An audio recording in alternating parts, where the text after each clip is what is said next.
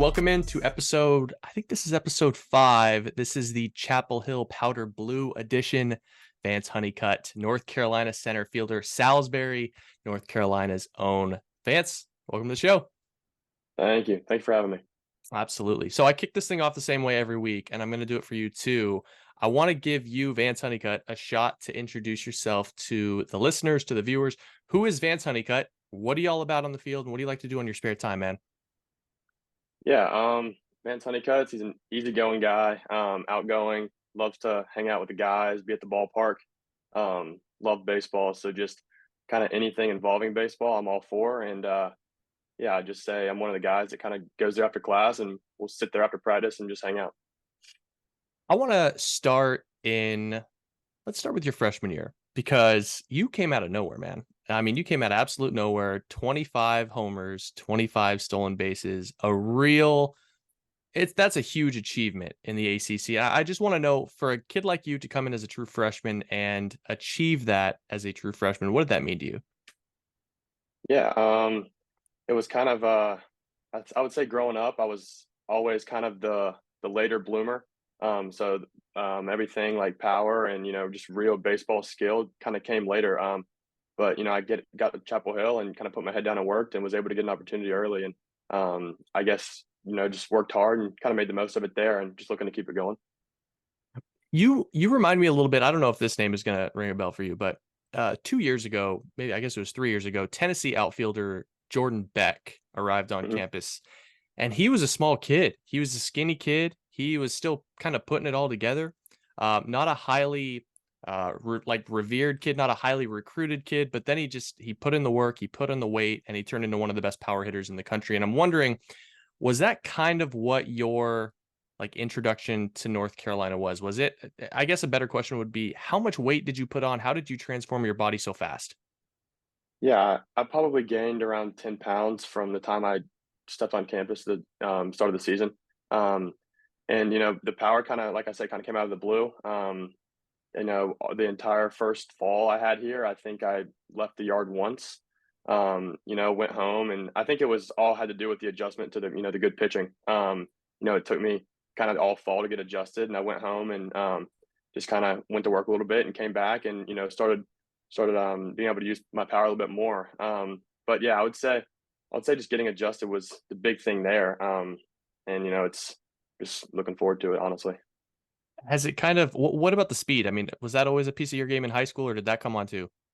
I've kind of always been faster. It was back in the back whenever I was younger. I used to like run long distance, and then I got way too out of shape for that, so I just started sprinting a little bit.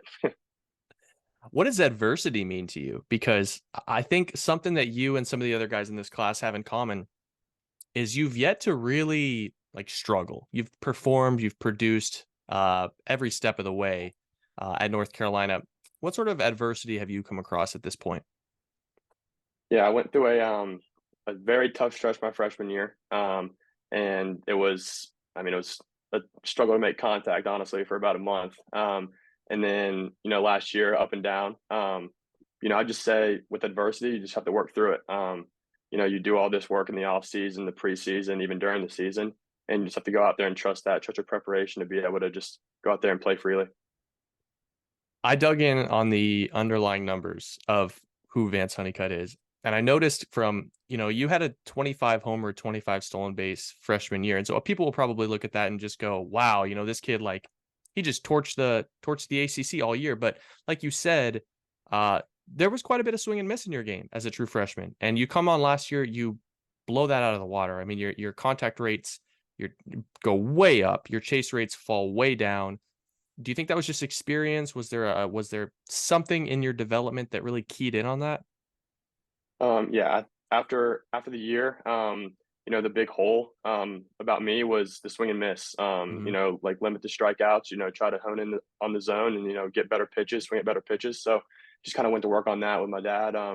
And I would just say that we focused on just trying to be a better hitter. Just improving that hit tool as much as you can. And I'd say the numbers did get better last year, but there's still definitely still room for improvement. So what are your pillars working on that hit tool?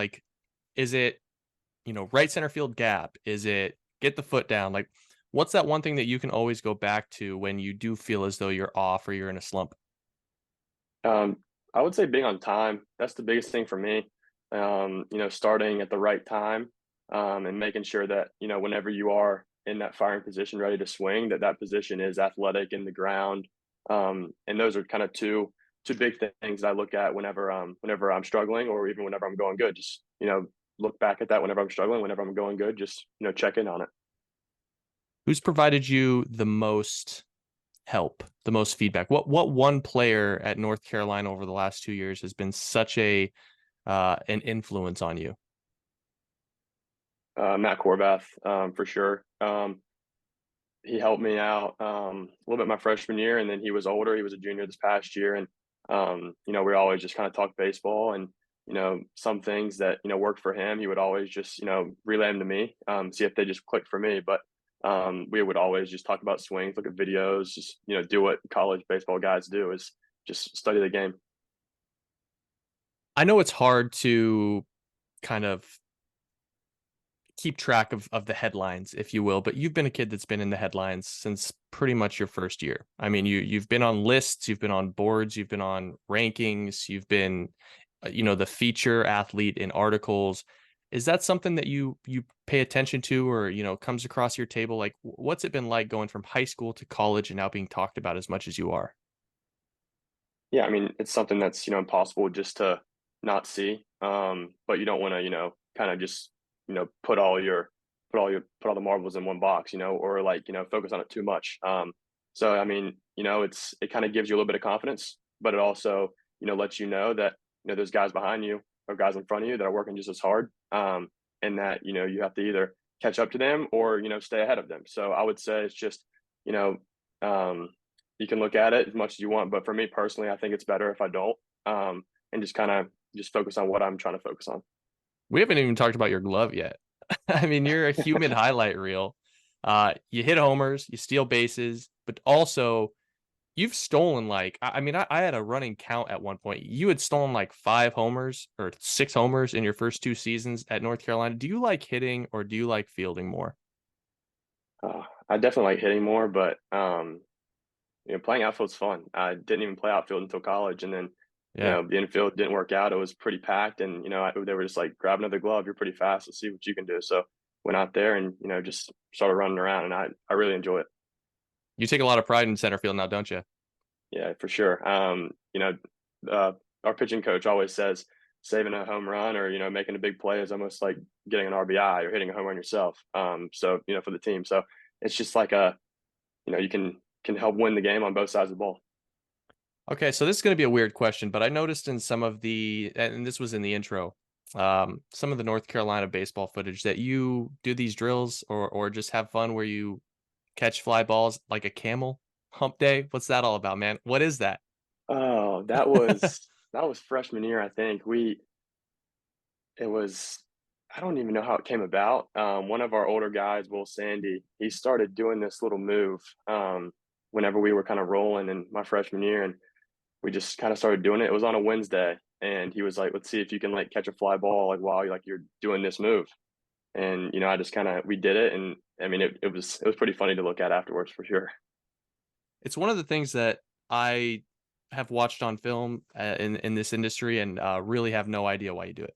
I have no idea what good it No, does, but no, anyways, it's I mean there was nothing it behind it that doesn't was make any sense, no. dude. How about data?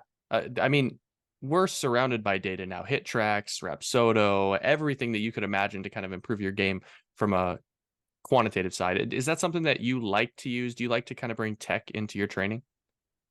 Um, I I mean, I see it, and we don't focus on it too much in North Carolina. But I feel like the numbers can be a bit misleading because just you hit a ball super hard and goes right at somebody. But yeah, they're definitely cool to look at, and to kind of see like exit velo and launch angle and just like where you need to be to have probably the most success at the ball hard. So, but at the end of the day, I'm just we're just trying to hit the balls hard and just try to find a hole. No doubt, no doubt. Okay, I'm gonna hit you with these last 2 questions to get you out of here. Yeah. You got one walk-up song for the rest of your career. 25 years. I'm giving you 25 years from today until the end of your career. What's the one song you're comfortable picking forever? Man, that's tough. I would think I'd say I'd have to go with what I did my freshman year, "Bigger Than Me" by Big Sean. That's a good That's song. it's Good cut. it's a little slower, but it's still, it can kind of get you riled up. So I kind of liked it. No doubt. No doubt. All right. This is a tough one. This is the toughest one. You might know what's coming. I'm not sure. Uh, Team USA last year, North Carolina. You've been around the block. Who's the one guy that you've played with? No shot to date your sister. Oh, one, huh? I would Hunter Stokely. He's Hunter our first Stokely. baseman. Yeah, Um, there's no chance. I love the kid. Great guy, but there's no chance I would let that happen. There's I definitely love it. more, but he's definitely the one. You can't say everyone. That's not the rules of the game. Vance Honeycutt, center fielder, North Carolina. Vance. I mean, it's going to be another big year on Chapel Hill. You guys are loaded once again. Excited to see what you bring to the table. Thank you.